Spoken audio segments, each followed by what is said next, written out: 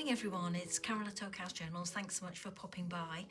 I haven't really been posting much in the way of videos other than my weekly Margarete Miller assignment for her collage challenge of 2024.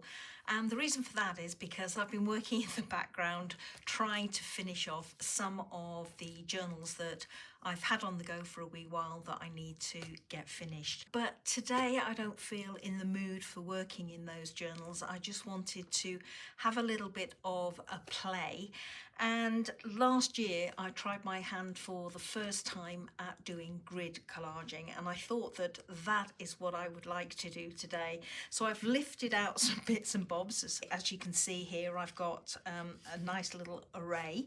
So the last time I did grid collaging, I did lots of little squares. This time I thought that I would do something like this. Now I'm hoping you can see I've just got 4 on my piece of lightweight cardstock. These have just been marked out in pencil, and I will either cover these or rub them out in due course. And I just thought that I would try and do some collaging using what I've got on my desk here on here. So let me show you what I've lifted out. Well, first off, I've lifted out a couple of stamp sets. I've lifted out this stamp set. As always, I will put the details of the products I use in the description box. So I've got that stamp set, and I've also got this lovely one here, which is a Mackie stamp. Really love using that. And I've just lifted out some archival ink. This is a brown called Potting Soil, so I've got that. An old Ready Reckoner book here. So I'm just going to lift out a page. As you can see, it's more or less falling apart. I'm going to use that. I might need a little bit more, but I know where I can get some more. So let's pop that to one side. What else have I got? I've got some stamps here because I really love using stamps on my collages. So these are just random ones that have come off envelopes, and down this side here I've got a few little vintage bundles. So they're all identical but in different colours, so they're always a good fallback. So I've got those. I've got a scrap of handwritten French paper there. I've got some numbers that were torn off the top of an old ledger, so I thought I would make use of those, and they go in a sequence. I've picked out 108, 109, 110 and 111. A little piece of French book text. I've got some Japanese temple paper here, and this is on lovely handmade paper, and I'm hoping you can see it's shot through with some red as well. An art scrap here, and I've also got some papers here. Now this is a scrap of some handmade paper. It's quite thick, but it tears nicely, and it gives these little feathered pieces at either side where it's been torn. Or I have this piece. Now this is slightly thinner, finer paper, smooth on one side, slightly textured on the other, and I'm hoping that you can see it's got some vein work in it. So I might be using one or either of those. I've got some All and Create rub-ons here. These are rub-on, washi rub-on stickers. Love using these. These were a fairly recent purchase, and I'm a little bit hooked on these. Love them. So I've got all of those to play with. And off to one side, I'm ashamed to say, this is my scrap box. It's getting pretty chocker at the moment, so there are bits and bobs in here that potentially I could use. So I have some paper there with lines on, green, so right sort of colour. I've got some brighter lines there if I wanted to use it. What else have I got? It's just a mishmash of all sorts in here, and I don't know, I might pull out some bits out of here, I might not. I'm thinking that I might have enough in terms of what I've already picked out. Just looking at this, actually, these are obviously some scraps of music paper. I wasn't sure for a moment there. I was frantically trying to think what they were scraps of. And that they might work in because they're the same sort of colour palette, but all the other pieces are quite busy and they're plain, so that might work well. It's a slightly lighter piece. I think I'll stick with those. So as I say, I've got bits in here beautiful bits that I can pull from as and when and if I need them. So yeah, so I'm going to pop this back on the windowsill, having taken not a lot out of it, but at least I've taken something out of it. And I'm just going to put on some music for you, and I hope you'll grab yourself a drink or beverage of choice and just watch me play, and I will be back at the end to show you the final end result.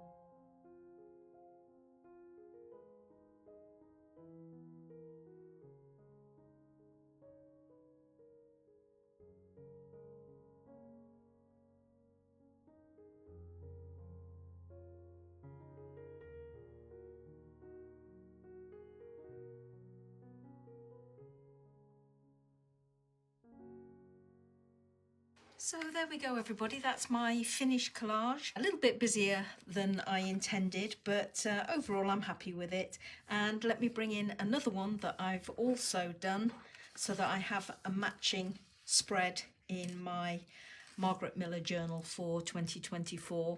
So using the same papers, more or less, as you can see, this handmade paper, the green here, is slightly darker on this, and on this one it's lighter, but very much using the same colour tones. And I think I will probably have it like that in my book, so that we've got tall ones there, square ones there, and then these mimicked on the outside. So thank you so much, everybody, for watching. Hope you enjoyed seeing me play with this particular collage, and I hope to see you next Monday for the next assignment in Margarete Miller's challenge for 2024. Until then, take care, happy crafting, bye-bye.